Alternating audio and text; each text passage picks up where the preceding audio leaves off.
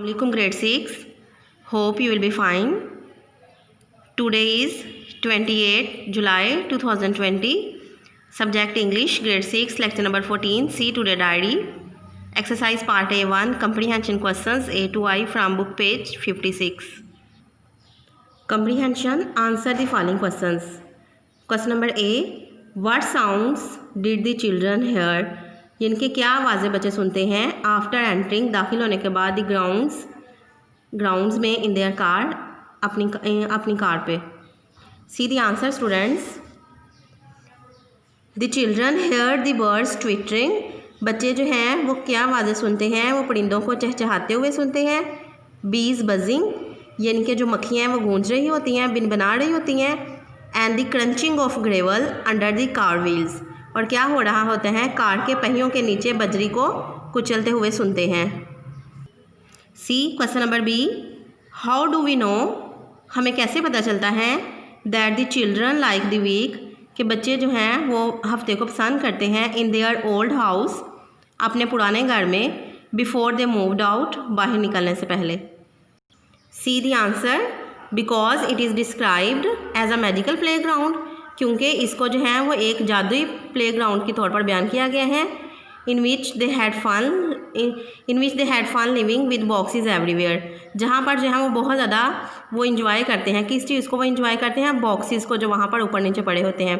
और स्टूडेंट्स हम रीडिंग में भी पढ़ चुके हैं कि बॉक्सेस जो हैं वो एक दूसरे के ऊपर नीचे पड़े होते हैं, इसलिए बच्चे जो हैं वो छलांग लगा रहे होते हैं, छलांगे लगा रहे होते हैं, खेल कूद रहे होते हैं, इसलिए वो बॉक्सेस के साथ खेलने में बड़ा ही इंजॉय करते हैं.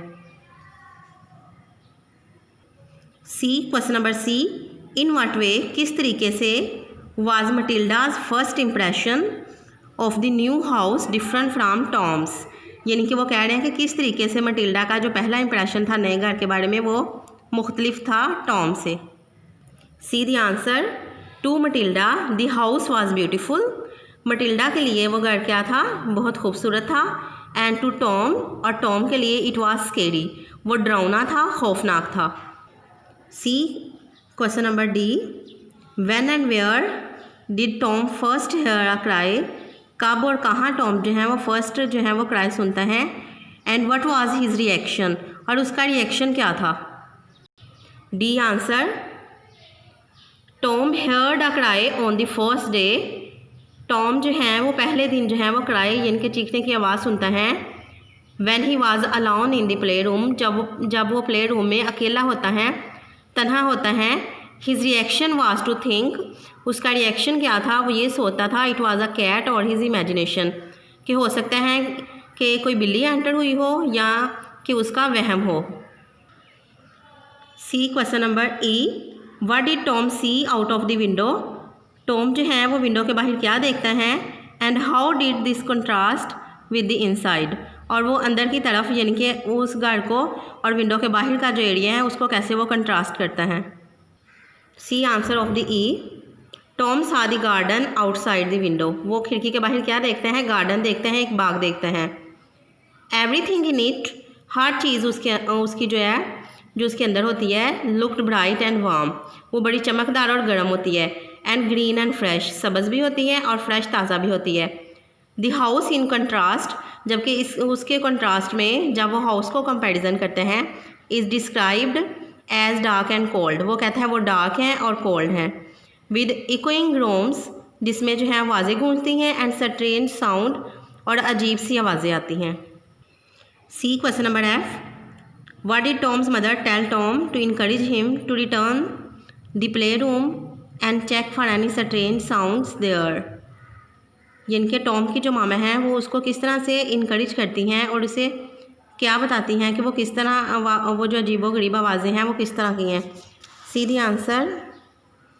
Tom's mother told him not to be scaredy cat. वो उसे कहती है कि तुम खौफनाक बिल्ली मत बनो, आप खौफनाक बिल्ली मत बनो. एंड सैड कहती है that the sounds must have come from outside. और उसे कहती हैं कि ये जो आवाज़ें हैं हो सकता है कि वो बाहर से आ रही होंगी, यानी कि वो आवाज़ें जो हैं वो टॉय बॉक्स से नहीं आ रही होंगी, वो बाहर से आ रही होंगी. See question number G. How did Tom's constant screaming. यानी कि जो उसकी मुस्तकिल चीखें होती हैं effect his parents and Matilda, यानी कि उसका उसके वालदैन पर और मटिल्डा पर क्या असर होता है?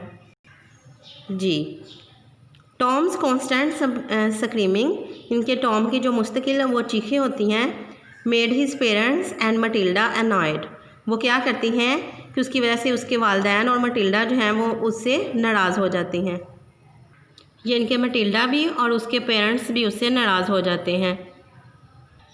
Question number 8, what did Tom's father take with him, ये इनके जो टॉम के फादर हैं वो अपने साथ क्या लेके जाते हैं? टू इन्वेस्टिगेट, तफ्तीश करने के लिए, the coal bunker and why, इनके वो जब अपने साथ तफ्तीश करने के लिए क्या लेके जाते हैं और क्यों लेके जाते हैं?